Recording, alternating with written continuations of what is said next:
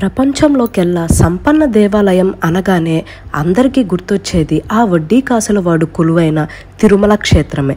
కానీ అది 2011కి ముందు, అదే 2011 తర్వాత అయితే తిరువనంతపురంలోని పద్మనాభ స్వామి టెంపుల్. ఇక్కడ బయటపడ్డ సుమారు 1.5 కోట్లకు పైగా సంపదతో ఆ స్థానాన్ని కైవసం చేసుకొని భక్తులతో పాటు ప్రపంచవ్యాప్తంగా సందర్శకుల్ని ఆకర్షిస్తుంది కేరళలోని పద్మనాభ స్వామి ఆలయం. అసలు పద్మనాభ స్వామి గుడి చరిత్ర ఏమిటి? అక్కడికి అన్ని లక్షల కోట్లు విలువ చేసే బంగారం ఎలా వచ్చింది? ఎందుకు ఇన్ని రోజులు అయినా ఆ చివరి తలుపును తెరవలేదు? అసలు నాగబంధం అంటే ఏంటి?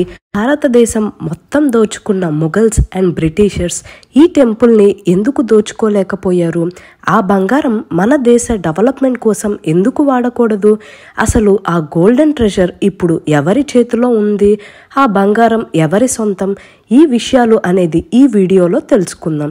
ఈ వీడియో అనేది చాలా ఇంట్రెస్టింగ్గా ఉంటుంది, సో మిస్ కాకుండా లాస్ట్ వరకు చూడండి. అండ్ ఈ వీడియో కనుక మీకు నచ్చినట్లయితే లైక్ చేయండి, మీ ఫ్రెండ్స్ అండ్ ఫ్యామిలీ మెంబర్స్కి షేర్ చేయండి. ఇలాంటి మరెన్నో ఇన్ఫర్మేటివ్ వీడియోస్ని మీరు మిస్ కాకుండా చూడాలి అంటే నా ఛానల్ని ఖచ్చితంగా సబ్స్క్రైబ్ చేసుకోండి.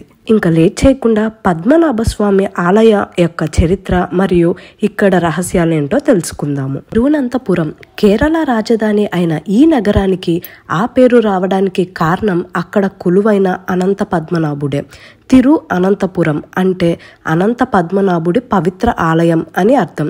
108 దివ్య దేశాల్లో ఒకటైన ఈ ఆలయ గర్భగుడిలో శేషతల్పం మీద పవలించి ఉన్న ఆ శ్రీ మహావిష్ణువును చూడ్డానికి 2 కళ్ళు చాలవు. భారీ విగ్రహ రూపంలో ఉన్న ఆ దివ్యమూర్తిని ఏకద్వారం నుంచి కాకుండా శిరస్సును, చేతిని, పాదాల్ని వేరువేరుగా 3 ద్వారాల నుంచి చూడాల్సి రావడం, స్వామి కుడి చెయ్యి శివలింగం మీద ఉండటం ఆ ఆలయం యొక్క ప్రత్యేకతలు. గర్భగుడిలో పద్మనాభుడి చెంతనే శ్రీదేవి, భూదేవి కొలువి తీరగా నాభి నుంచి వచ్చిన పద్మంలో బ్రహ్మదేవుడు దర్శనమిస్తాడు. ప్రతి ఇయర్ అక్టోబర్, నవంబర్ మాసాల్లో 10 రోజుల పాటు ఈ ఆలయంలో జరిగే అల్పాసి ఉత్సవంలో దేవతలకు పవిత్ర స్నానం చేయించే వేడుక భక్తులకు పెద్ద కన్నుల పండగే. ఎందుకంటే ఈ వేడుకల్లో స్వామివారిని వీధుల్లో ఊరేగిస్తూ తీసుకెళ్తారనమాట.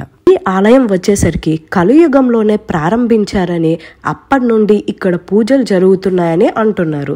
చారిత్రకంగా చూస్తే 6 లేదా 8వ శతాబ్దంలో కట్టి ఉంటారని, ప్రస్తుత ఆలయాన్ని 16వ శతాబ్దంలో ద్రవిడ శైలిలో కట్టగా గోపురాన్ని 18వ శతాబ్దంలో ఈ ప్రాంతాల్ని పాలించిన రాజా మార్తాండవర్మ కట్టించి ఆలయాన్ని ప్రారంభించారని చెప్తున్నారు.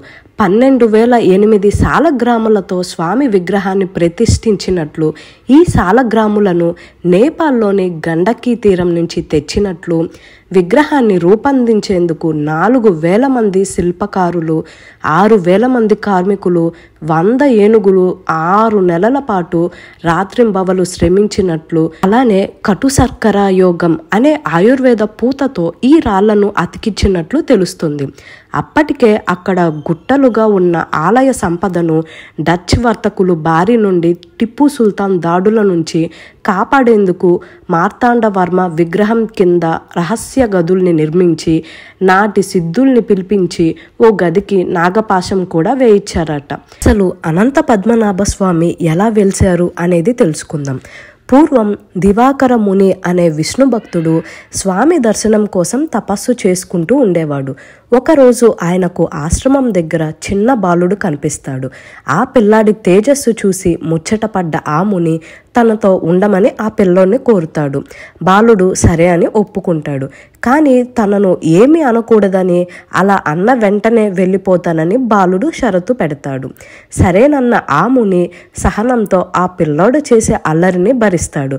అయితే ఒకరోజు ముని తపస్సు చేస్తూ ఉండగా ఆయన పూజించే సాలగ్రామాన్ని తీసి ఆడడంతో ఆగ్రహం పట్టలేక బాలుణ్ణి వెళ్ళిపోమంటాడు ఆ ముని. అప్పుడు ఆ బాలుడు అదృశ్యమవుతూ నన్ను చూడాలి అనుకుంటే అనంతకాడుకు రమ్మని చెబుతాడు. దాంతో ఆ ముని ఆ బాలుడు విష్ణువు అని గ్రహించుకొని ఆయన్ని చూసేందుకు అనంతకాడకు వెళ్ళగా అక్కడున్న విప్ప చెట్టులో బాలుడు కనిపించడం, వెంటనే ఆ చెట్టు కింద పడి శ్రీ మహావిష్ణువు రూపంగా మారడం జరిగిద్దంట. ఆ తర్వాత ఆ ప్రాంతాన్ని పాలించే రాజు అక్కడ గుడి కట్టించాడనేది పౌరాణిక కథనం. ఓకే, అంతా బానే ఉంది, కానీ ఎక్కడిది ఈ సంపద అంతా? ఈ అనంత పద్మనాభ స్వామి గుడిలో ఇంత సంపద ఎక్కడిది అంటే, ఆలయంలోని నేలమాలిగలో దేవుడికి సంబంధించిన అపార సంపద ఉందనేది పూర్వం నుంచి తెలిసినప్పటికీ దాని జోలికి ఎవ్వరూ వెళ్ళలేదు. స్వాతంత్రం అనంతరం అక్కడ ఆలయాలన్నిటినీ తిరువన్కూరు దేవస్థానం బోర్డులో విలీనం చేసినప్పటికీ పద్మనాభుడి ఆలయం మాత్రం రాజకుటుంబీకుల నిర్వహణలోనే ఉంది. కానీ అక్కడ సంపద గురించి సరైన వివరాలు ఉండేవి కాదు. విదేశీ వర్తకం ద్వారా వచ్చిన బంగారం కానీ, భక్తులు ఇచ్చిన కానుకల్ని, రాజ్యాలను కొల్లగెట్టి తెచ్చిన సంపదని పద్మనాభుడి ఆలయంలోనే రహస్య గదుల్లోనే దాచినట్లు కొన్ని పుస్తకాల్లోనూ ఉంది. వాటి ఆధారంగానే అక్కడ వెలకట్టలేని సంపద ఉందని, కానీ ఆలయ నిర్వహణ అస్తవ్యస్తంగా ఉందని టిపి సుందర్రాజన్ అనే న్యాయవాది సుప్రీంకోర్టులో దావా వేశారన్నమాట. కోర్టు ఓ కమిటీ వేసి ఆ సంపదను లెక్కించాలని ఆదేశించింది సుప్రీంకోర్టు. అందులో భాగంగానే 2011లో ఆలయ పాలక మండలి గర్భగుడి లోపల 20 అడుగుల లోతులో 6 రహస్య గదులు ఉన్నాయని గుర్తించింది. వీటికి ABCDEF అని పేర్లు పెట్టారు. అందులో 5 గదులను తెరిచారు. గదుల లోపలికి దిగడానికి కొన్ని మెట్లు ఉండి ఆ లోపలికి దిగినాక ఆ బంగారాన్ని చూసి మన వాళ్ళు ఆశ్చర్యపోయారట.